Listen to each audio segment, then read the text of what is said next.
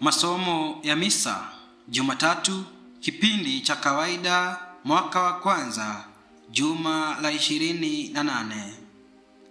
Mwanzo wa barua ya Mtakatifu Paulo kwa Warumi. Mimi Paulo, mtumishi wa Kristo Yesu, mtume kwa wito wake, nimechaguliwa kuihubiri Injili ya Mungu. Mungu ameitangaza zamani kwa ujumbe wa manabii wake katika maandiko matakatifu. Ndiyo Injili ya mwanaye aliyezaliwa katika ukoo wa Daudi mintarafu mwili, lakini mwana wa Mungu mintarafu roho ya utakatifu. Ndiye Yesu Kristo, Bwana wetu, aliyewekwa katika mamlaka yake kwa ufufuko katika wafu.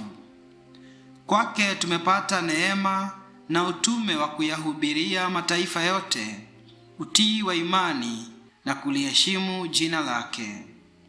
Nanyi ni moja ya mataifa hayo, kwa kuwa mmeitwa na Yesu Kristo.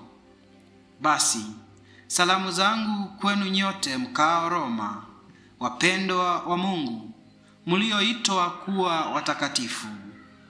Neema na amani zitokazo kwa Mungu Baba yetu na kwa Bwana Yesu Kristo ziwe nanyi.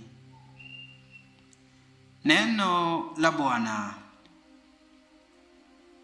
Zaburi ya kuitikizana. Kiitikio: Bwana ameudhihirisha ushindi wake.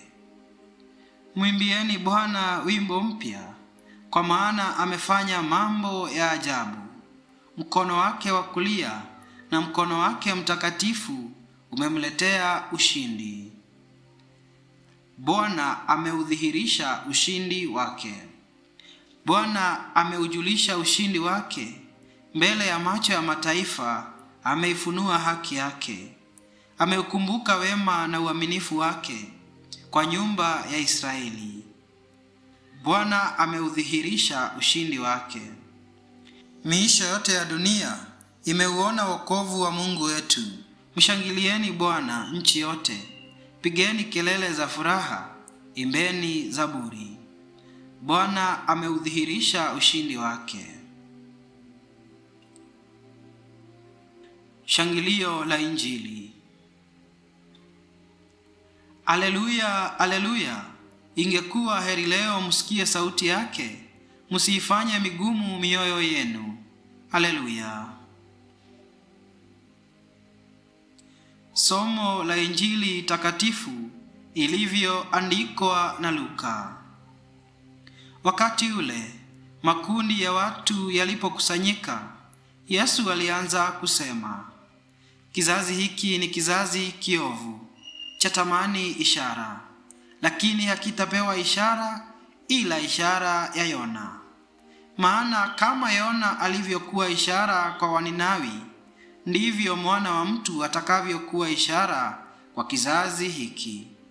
Siku ya hukumu, Malkia wa kusini atasimama na watu wa kizazi hiki na kuwahukumu, kwa maana yeye alikuja kutoka miisho ya dunia aisikie hekima ya Suleimani. Na hapa yupo yeye aliye mkubwa kuliko Suleimani. Siku ya hukumu, watu wa Ninawi watasimama na kizazi hiki na kukihukumu, kwa maana walitubu alipohubiri Yona. Tazama, hapa yupo yeye aliye mkubwa kuliko Yona. Injili ya Bwana.